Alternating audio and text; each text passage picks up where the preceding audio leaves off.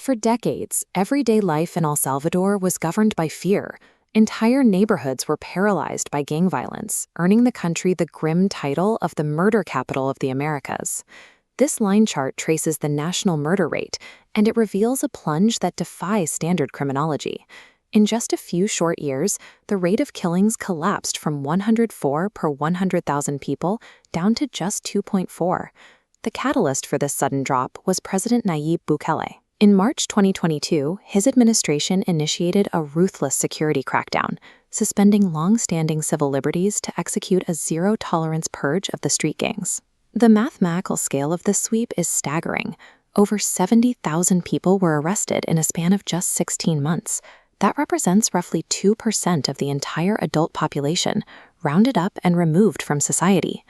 A mass arrest on this scale created an immediate logistical nightmare. Existing local jails were instantly overrun. More importantly, standard prisons had a fatal flaw. They historically allowed cartel bosses to continue running their criminal empires from the inside, using smuggled cell phones and bribed guards. To solve this, the state engineered a completely new type of facility. This is CECOT. It is a mega prison with a capacity of 40,000, designed from the ground up not for rehabilitation, but to permanently sever its inmates from the rest of the human race. Built over 410 acres, a compound operates as a completely self-contained ecosystem. This 3D cross-section shows the isolation. Two 9-meter concrete walls are capped with 15,000-volt razor wire, while 19 watchtowers monitor the perimeter. Beyond concrete, signal jammers create a 2-kilometer total communications blackout, ensuring no digital orders ever leave. Backing up the architecture and technology is an intense human element. 600 soldiers patrol the perimeter. Inside, newly arriving inmates pass through advanced medical body scanners to ensure no microchips, SD cards, or SIM cards are smuggled in through their digestive tracts. Once an individual crosses through these overlapping layers of security, the math is entirely against them. Escape becomes a statistical impossibility, and to the outside world, they effectively cease to exist. Inside the cell modules, the reality of containment sets in. Between 80 and 150 men are crammed into a single unit.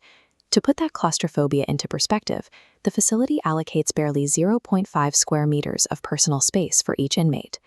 Physical comfort has been engineered entirely out of the environment. Inmates sleep on multi-tiered raw metal racks. There are no mattresses, there are no pillows, and no blankets provided. Their diet is maintained at bare minimum survival levels. Inmates eat with their bare hands, and meals consist entirely of plain rice, beans, pasta, or tortillas, deliberately excluding any meat and high-nutrition items. This extreme compression forces a bizarre paradox. The facility houses the most lethal members of El Salvador's bloodiest rival gangs, MS-13 and Barrio 18. Out on the streets, these men would murder each other over a single neighborhood block. In here, mortal enemies are forced to share exactly 2 toilets and a single wash basin. By compressing rival factions into the exact same holding pens, the architecture itself neutralizes the gangs. Former warlords have no choice but to peacefully share inches of concrete, entirely stripped of the territorial power that once defined them. Beyond the physical confinement, the facility wages a constant psychological war. There is no direct sunlight and no mirrors.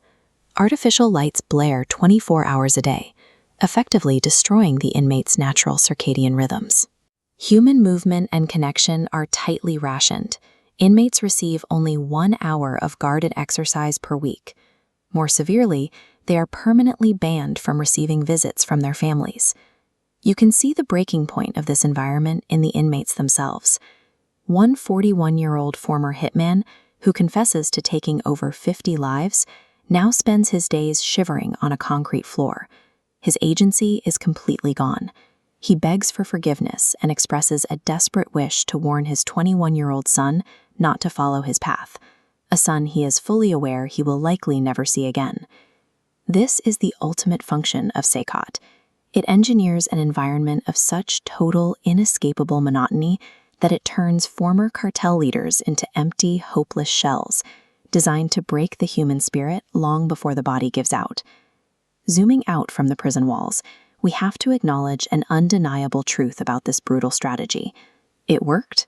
The cartels that once ruled El Salvador are effectively paralyzed.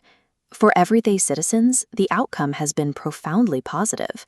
They can finally walk their neighborhoods at night, open local businesses, and live without the constant fear of extortion or random violence. But this newfound safety comes with a grave complication. Human rights organizations point to the ongoing suspension of civil liberties and the total no-contact policy as a massive overreach of state power. The most severe collateral damage lies in the mass arrests themselves. Innocent people caught up in the sweeps of 70,000 individuals are trapped in this black hole without a trial or due process, leaving their families completely unaware if they are even alive.